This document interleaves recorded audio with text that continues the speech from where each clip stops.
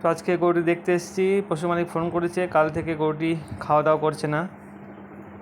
তো প্রচণ্ড পরিমাণে খাবার খায় পশু মালিক বলছে, তো কাল থেকে নাকি কিছুই খাচ্ছে না। তো ওই জন্য আমি দেখতে এসেছি, তো চেক করে দেখবো কী সমস্যা।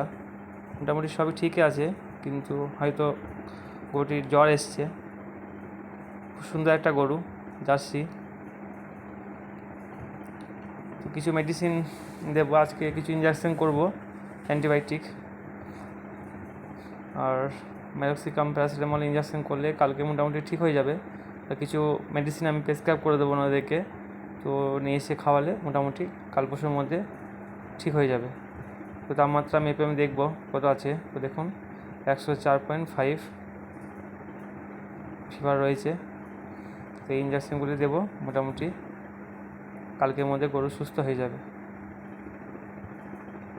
তো অবশ্যই চ্যানেলটি ফলো করবেন এবং লাইক কমেন্ট শেয়ার করে দিন।